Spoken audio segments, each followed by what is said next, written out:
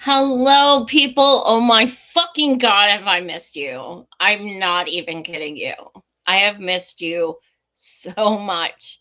In over 8 years, this is the longest I've gone without doing a show. I am fiending. I'm going through withdrawal. Um, yeah, don't worry. I still exist. I'm still alive at this moment.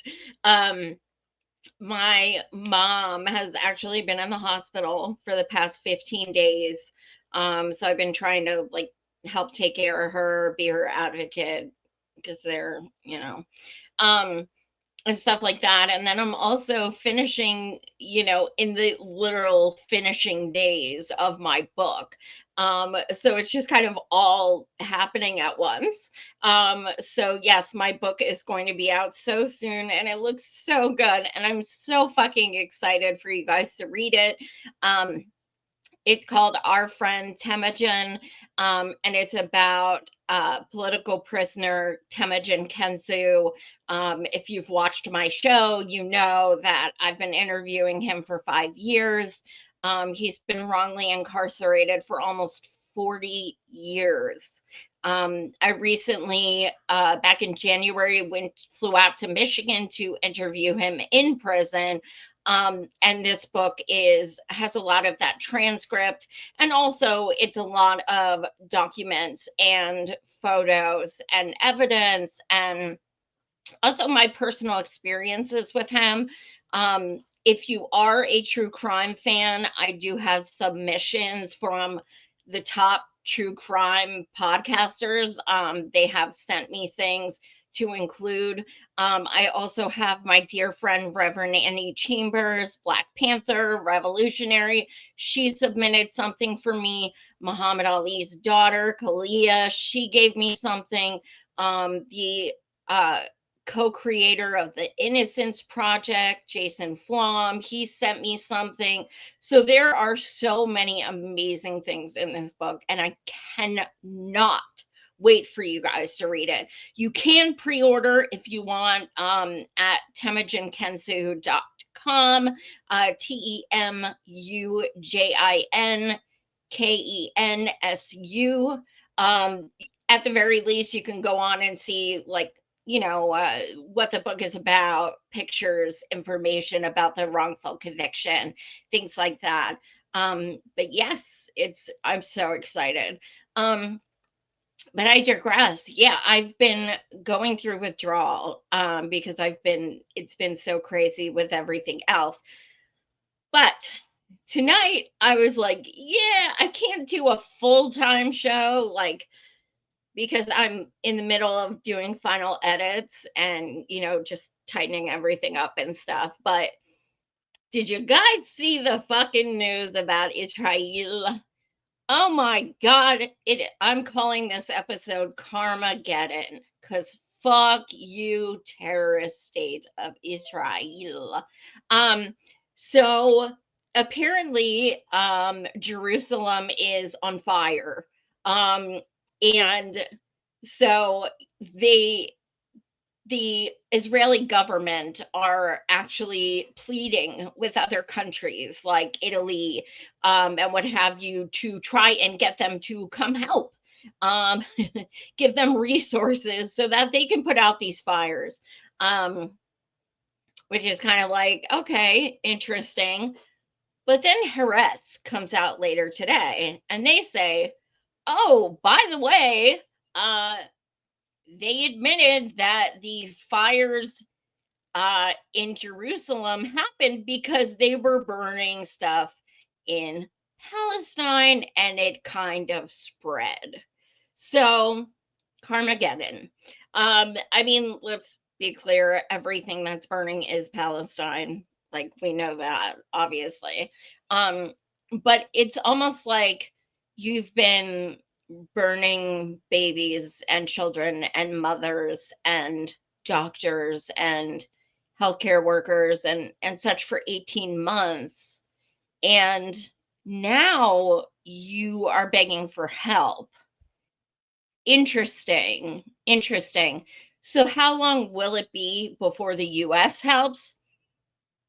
Probably 30 seconds. I don't know. I mean, we're the ones who go to the rescue all the time for them. So I anticipate that happening again. However, I find it delicious that now they are having to beg. The difference is that they're going to get the help they're begging for. uh, Palestinian peoples have been begging for, well, 76 years, but 18 months to have food, water, electricity, um, and they don't even have shelter. So the fact that this is breaking news is not surprising. Um, I think, it's just to me, it's refreshing to see them panic, to see them be like, oh, fuck, we need people's help.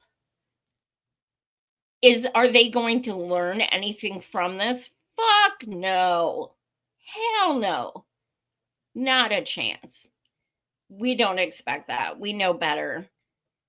But thinking of them panicking does give me a little bit of pleasure. Also, I hope that you know, I hope they're realizing that they need to use this to prepare themselves when they burn in fucking hell for what they are doing. Let me see. Okay, I see quite a number of you watching. Get in the comments. I want to hear from you guys about what you thought when you heard this today, and what your thoughts are.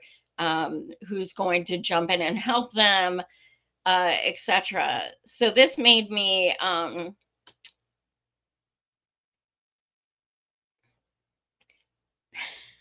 I'm trying not to get my show taken down. This wasn't bad news. I'll put it this way. It was not bad news. Um, I was thinking back, however, to a few months ago. I don't know if you guys remember, but there were a whole lot of olive trees on occupied land that caught fire. Um, and we were like, oh, oh my God, yes, like it's Palestinian olive trees, but they had claimed them. And it lasted like no time before they had the fire out. So what this means, no idea. But the fact that it is bad enough that they are pleading with other countries' government to help them, it's quite interesting to hear them begging. It's quite a role reversal. Um, I don't know. I want to hear from you guys what you think about this. Um, the and I digress, but a lot of people were asking me, what I thought about this, and since I haven't had a chance to do a show, I'll just talk about it now. Um, I was known for years as the Bernie supporter, like the supporter. Um, Tattoo, moved across the country to volunteer for 6 weeks. while going blind nonetheless, by myself. I knew nobody, picked up my shit from Pennsylvania, went to Iowa on my own. 5.5 weeks I'm there. I know nobody. I'm walking in, 0 degrees, inches of snow, knocking on doors. I don't know what the fuck I'm doing. Um, I'm getting sick. I can't see. All of these things because I wanted to volunteer for Bernie again. So, I look at my memories coming up and stuff, and I'm like, Jesus Christ. I was I was a sycophant. Like, I look back and I'm like, holy shit, like, dude could do no wrong. Like, I was like full on mesmerized by this dude. Like, I gave him credit for everything. And I did call him out now and then, but like, I was a sycophant. I look back and I'm like, ew, like, why? Why? Like, I don't do that about anyone now, him or anyone else. All politicians can go fuck themselves as far as I can. I really don't care about any of them. So I look back and I'm like, damn, like, I mean, I was known as the Bernie supporter. I cannot tell you. If I was friends with you guys on Facebook, you guys know. Um, and I've been seeing, I haven't paid him much mind for like 2 years or something, but even going and saying the words, Bernie, you betrayed us. That was like so fucking hard for me to do. It was like fucking like killing me to get those fucking words out and to make that tweet and to do that show. And it was like it felt like some kind of like sense of betrayal. Like, look at my arm has, a birdie on it that says revolution. And I felt like it was more betrayal to everything I believed in. Not as much him, but like, and I respect my roots. I always will. He woke me up about a lot of things. That doesn't mean I like him. That doesn't mean he's a good person. And I had to come to terms with that. And I think a lot of people did, because we thought he was our saving grace. We thought, we started using the word revolution and we saw millions of people coming together, and we were like, holy shit, like, things can change. Like, they really could change. And I started waking up maybe a year or two ago or whatever. But I'm looking at these him basically telling people shh shh when they're chanting free Palestine. I'm seeing them literally escort people out of his rally with Palestinian flags. I am seeing him getting approached just on the street, like while he's walking to meetings, and saying, how do you feel about people getting arrested for being at Palestine marches, and him yelling at them. I'm seeing these things, and it makes me think back to like when I was campaigning for him the first time in 2016. I will never forget, we had a Palestine for Bernie. I shit you not, because like we had a Italy for Bernie, and Ireland for Bernie, a Canada for Bernie. We had a Palestine for Bernie. I remember. And when I would talk to them in the chats and stuff, they would say he's the only candidate who has ever stuck up for us. And in 2020, same. Netanyahu asked Bernie to come speak at some APAC thing they were doing. Bernie said no, and instead he held a town hall on Palestine on the day. You guys can look it up. Now he focuses all his negative, energy on Bibi. Bibi is a symptom. He is essentially Satan incarnate, but at the same time, Zionism as a whole is what the issue is. And Bernie will never say anything except Bibi. That's it. Netanyahu, Netanyahu. That's it. He's not going to talk about anything else. He refuses to say the word genocide. He absolutely refuses. He said it's a strong word. Um, and you know, and people are still, my God, the way people are worshiping this man. It's like, but the thing is, it's the shit libs worshiping in him now. That's what's hilarious.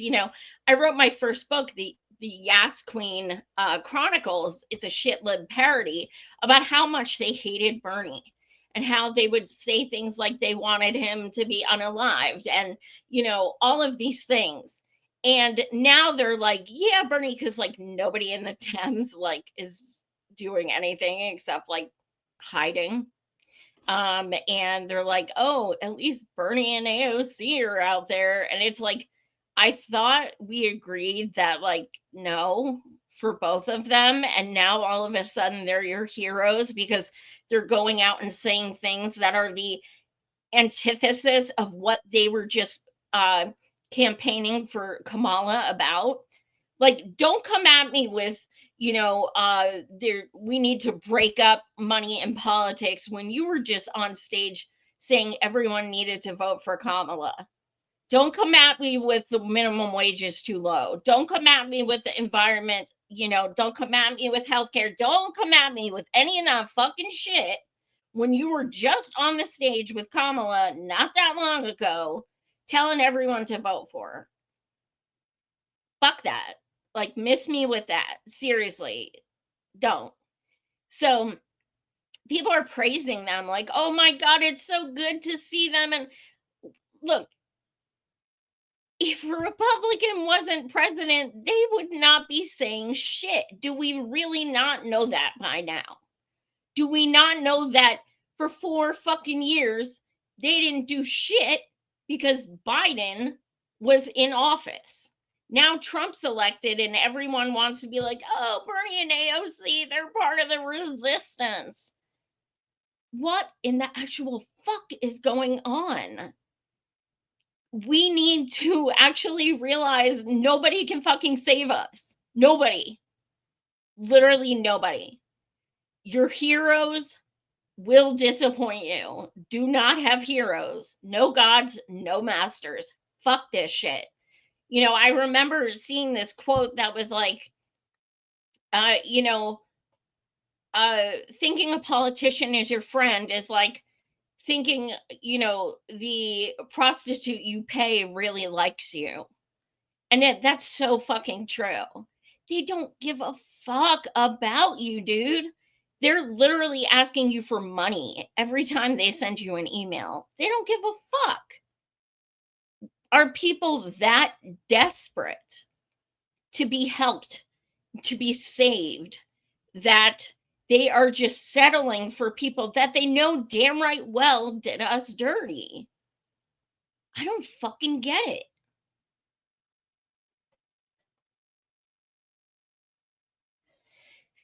Hey, I want to see some more comments, guys. Put some comments in and smash the like and subscribe. Those two things have been weighing on my mind and I just needed to fucking say them because I've been fiending to do a show. But yeah, like I said, I mean, the past 15 days I've been at the hospital with my mom and I'm trying to finish the book. Final edits, it's coming out like super soon, but give me a little bit of a setback. But I just had to talk about these two things. So I'm hoping to at least, keep doing a few of these till I am, hopefully my mom is on the mend, hopefully. Please think of her, send positive juju. I'm gonna chug my drink. I needed a drink. So her name is Mary. Please think of her. She's not in great shape. But yes, please keep a lookout for my book.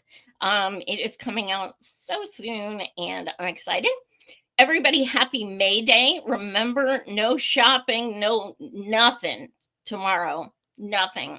Especially not piece of shit places like Starbucks and all them other trash places. Tomorrow, absolutely nothing.